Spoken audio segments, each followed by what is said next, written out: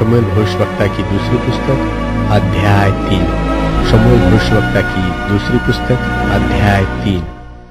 शाऊल के घराने और दाऊद के घराने के मध्य बहुत दिन तक लड़ाई होती रही, परंतु दाऊद प्रबल होता गया और शाऊल का घराना निर्बल पड़ता गया। और हेब्रोन में दाऊद के पुत्र उत्पन्न हुए। उसका जेठा बेटा अम्नोन था, जो इजरायली अहीनोअम से उत्पन्न हुआ था, और उसका दूसरा किलाब था, जिसकी मां कर्मेली नाबाल की स्त्री अबीगेल थी। तीसरा अबशालोम, जो गशूर के राजा तलमई की बेटी माका से उत्पन्न हुआ था।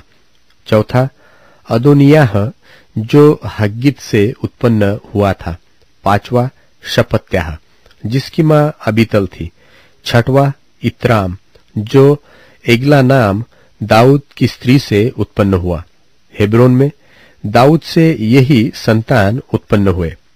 जब शाऊल और दाऊद दोनों के घराने के मध्य लड़ाई हो रही थी, तब अब्नेर शाऊल के घराने की सहायता में बल बढ़ाता गया।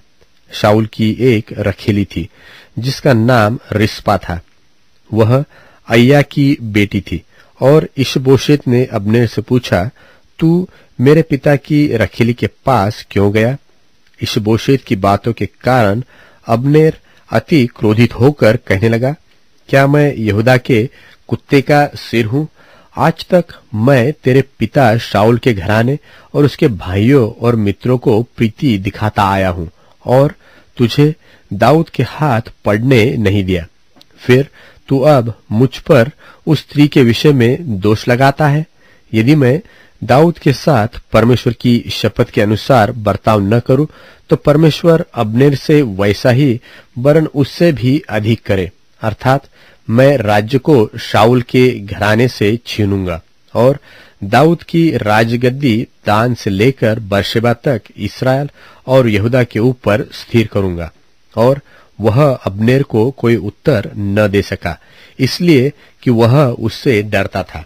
तब अब्नेर ने उसके नाम से दाऊद के पास दूतों से कहला भेजा कि देश किसका है, और यह भी कहला भेजा कि तू मेरे साथ वाचा बांध, और मैं तेरी सहायता करूंगा कि समस्त इस्राएल के मन तेरी ओर फेर दूं। दाऊद ने कहा, भला मैं तेरे साथ वाचा तो बांधूंगा, परंतु एक बात मैं तुझसे चाहता हूं कि जब तू मुझसे भेंट करने आए, तब यदि तू पहले शाऊल की बेटी मीकल को न ले आए, तो मुझसे भेंट न होगी। फिर दाऊद ने शाऊल के पुत्र इशबोशेत के पास दूतों से यह कहला भेजा कि मेरी पत्नी मीकल, जिसे मैंने 100 पलिश्तियों की खलड़ियां देकर अपनी कर लिया था, उसको मुझे दे दे।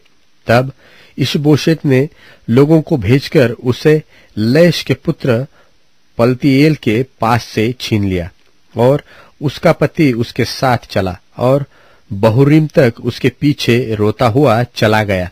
तब अब्नेर ने उससे कहा, लौट जा, और वह लौट गया।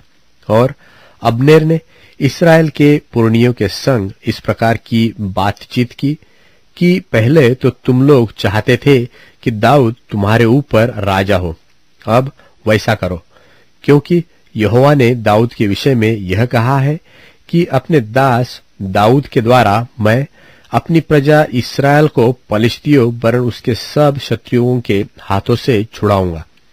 फिर अब्नेर ने बिन्यामीन से भी बातें की। तब अब्नेर हेब्रोन को चला गया, और इस्राएल और बिन्यामीन के समस्त घराने को जो कुछ अच्छा लगा वह दाऊद को सुनाए। तब अब्नेर 20 पुरुष संग लेकर हेब्रोन में आया, और दाऊद ने उसके और उसके संगी पुरुषों के लिए जेवनार की। तब अब्नेर ने दाऊद से कहा, मैं उठ कर जाऊंगा और अपने प्रभु राजा के पास सब इस्राएल को इकट्ठा करूंगा कि वे तेरे साथ वाचा बांधे और तू अपनी इच्छा के अनुसार राज्य कर सके। तब दाऊद ने अब्नेर को विदा किया और वह कुशल से चला गया। तब दाऊद के कई एक जन योआब समेत कहीं चढ़ाई करके बहुत सी लूट लिए हुए आ गए, और अब्नेर दाऊद के पास हेब्रोन में न था, क्योंकि उसने उसको विदा कर दिया था और वह कुशल से चला गया था। जब योआब और उसके साथ की समस्त सेना आई, तब लोगों ने योआब को बताया कि नेर का पुत्र अब्नेर राजा के पास आया था और उसने उसको विदा कर दिया और वह कुशल से चला गया।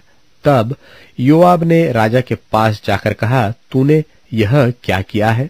अब्नेर जो तेरे पास आया था, तो क्या कारण है कि तूने उसको जाने दिया और वह चला गया है? तू नेर के पुत्र अब्नेर को जानता होगा कि वह तुझे धोखा देने और तेरे आने जाने और कुल काम का भेद लेने आया था। योआब ने दाऊद के पास से निकलकर दाऊद के अनजाने अब्नेर के पीछे दूत भेजे और वे उसको सीरा नाम कुंड से लौटा ले आए। जब अब्नेर हेब्रोन को लौटाया, तब योआब उससे एकांत में बातें करने के लिए उसको फाटक के भीतर अलग ले गया और वहां अपने भाई असाहेल के खून के पलटे में उसके पेट में ऐसा मारा कि वह मर गया। इसके बाद जब दाऊद ने यह सुना तो कहा, नेर के पुत्र अब्नेर के खून के विषय में अपनी प्रजा समेत यहोवा की दृष्टि में सदैव निर्दोष रहूंगा। वह योआब और उसके पिता के समस्त घराने को लगे और योआब के वंश में कोई न कोई प्रमेह का रोगी और कोढ़ी और बैसाखी का लगाने वाला और तलवार से खेत आने वाला और भूखों मरने वाला सदा होता रहे। योआब और उसके भाई अबीशै ने अब्नेर को इस कारण घात किया था कि उसने उसके भाई असाहेल को गिबोन में लड़ाई के समय मार डाला था। तब दाऊद ने योआब और अपने सब संगी लोगों से कहा, अपने वस्त्र फाड़ो और कमर में टाट बांधकर अब्नेर के आगे आगे चलो। और दाऊद राजा स्वयं अर्थी के पीछे पीछे चला। अब्नेर को हेब्रोन में मिट्टी दी गई और राजा अब्नेर की कब्र के पास फूट फूट कर रोया और सब लोग भी रोए। तब दाऊद ने अब्नेर के विषय यह विलाप गीत बनाया कि क्या उचित था कि अब्नेर मूढ़ की नाई मरे? न तो तेरे हाथ बांधे गए और न तेरे पांव में बेड़ियां डाली गई। जैसे कोई कुटिल मनुष्यों से मारा जाए, वैसे ही तू मारा गया। तब सब लोग उसके विषय फिर रो उठे। तब सब लोग कुछ दिन रहते हुए दाऊद को रोटी खिलाने आए, परंतु दाऊद ने शपथ खाकर कहा कि यदि मैं सूर्य के अस्त होने से पहले रोटी व और कोई वस्तु खाओ, तो परमेश्वर मुझसे ऐसा ही वरन इससे भी अधिक करे। और सब लोगों ने इस पर विचार किया और इससे प्रसन्न हुए। वैसे ही जो कुछ राजा करता था, उससे वे सब लोग प्रसन्न होते थे। तब उन सब लोगों ने वरन समस्त इस्राएल ने भी उसी दिन जान लिया कि नेर के पुत्र अब्नेर का घात किया जाना राजा की ओर से नहीं हुआ। और राजा ने अपने कर्मचारियों से कहा, क्या तुम लोग नहीं जानते कि इस्राएल में आज के दिन एक प्रधान और प्रतापी मनुष्य मरा है? और यद्यपि मैं अभिषिक्त राजा हूं, तो भी आज निर्बल हूं और वे सरूयाह के पुत्र मुझसे अधिक प्रचंड है। परंतु यहोवा बुराई करने वाले को उसकी बुराई के अनुसार ही पलटा दे।